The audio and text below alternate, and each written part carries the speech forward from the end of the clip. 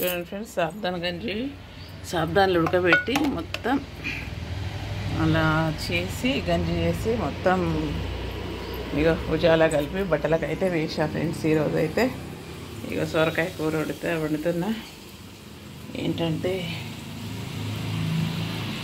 ఇక ఇప్పుడే బట్టలన్నీ ఎండేసి సగం అయితే ఆరినాయి.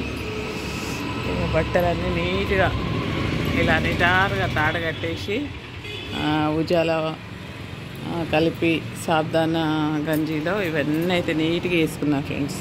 ఎటు పోయినా మనకు సారీస్, కాటన్ సారీస్ కానీ మామూలు సారీస్కే కానీ ఇట్లా గంజి వేసుకుంటే నీట్గా చూడండి ఎంత స్టిఫ్గా నీట్గా ఉన్నాయో. కొంచెం ఓపిక తెచ్చుకొని మనం వేసుకుంటే ఐరన్ చేసుకోవాల్సిన అవసరం లేదు. ఈరోజు అయితే ఇక నేను ఇవన్నీ ఎండేసిన ఫ్రెండ్స్. ఇక మొత్తం చీరలు అయితే ఇది అయిపోయినాయి. చీరలు మొత్తం నీట్గా ఎండేసాను ఫ్రెండ్స్. ఒక్కొక్కటి ఏంటంటే కొంచెం ఇదిగా ఉన్న చీరలు అయితే నేను కొంచెం ముడత ఎక్కువ ఉండే వాటికైతే ఐరన్కి పంపిస్తాను ఫ్రెండ్స్. బాగుండే వాటిని అయితే పంపించను కొన్ని, ఎందుకంటే పట్టి లాంటి ఇగో ఇలాంటి ఇది పట్టుదండి సారీ, ఇలాంటి వీటికి కొంచెం ఐరన్ పంపిస్తా. ఇట్లా చూడండి, ఇది కూడా లోపల ఉంది, ఇది కలంకారీ సారీ.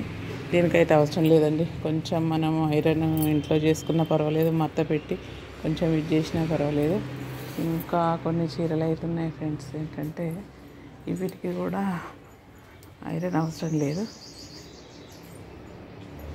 ఇది కోటా సారీ అండి, దీనికి కూడా ఐరన్ అవసరం లేదు.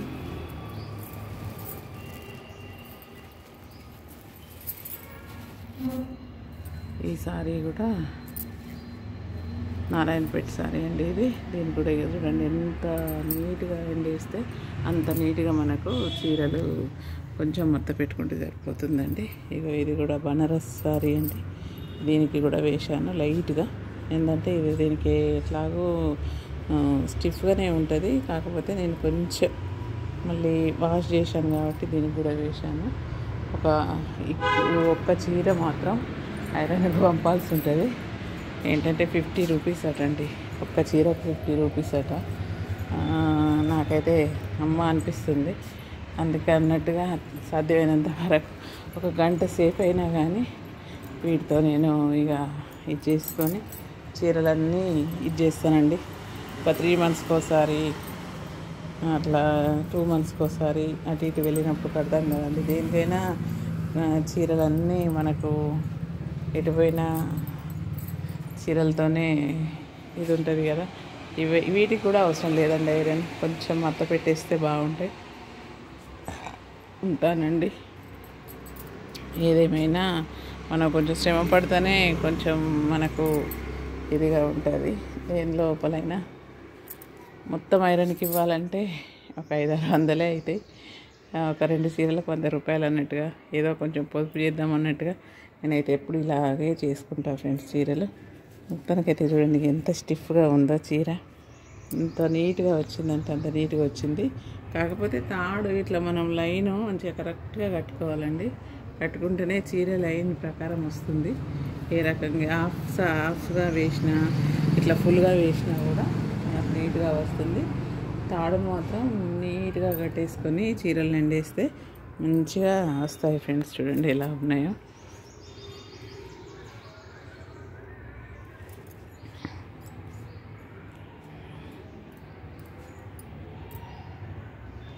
చీరలు అయితే మొత్తానికి ఈరోజు గంజి పెట్టడం జరిగింది. మొత్తానికైతే కొంచెం మనసుకు శాంతి అయిపోయింది. చీరలకు ఇవి ఎక్కడ పని కొంచెం కొంచెం చేస్తుంటేనే మనకు ఆనందంగా ఉంటుంది. ఎక్కడి పనులు అక్కడనే ఉంటే అంత గజిబిజిగా అయ్యో అవి అక్కడనే ఉన్నాయి ఇవి ఇక్కడనే ఉన్నాయి అనిపిస్తుంటుంది. ఇందులో ఇప్పుడు సీజన్ మారడం వల్ల జ్వరాలు అవి ఇవి కూడా రావడం వల్ల ఏదైనా పని చేద్దామన్నా కూడా చేయలేకపోతున్నాం. ఈరోజు అయితే ఈ పని చేసిన ఫ్రెండ్స్. ఏదేమైనా కానీ ఒక పని అయిపోయింది, ఒక భారం దిగింది అనిపిస్తుంది. ఉంటా ఫ్రెండ్స్, బాయ్.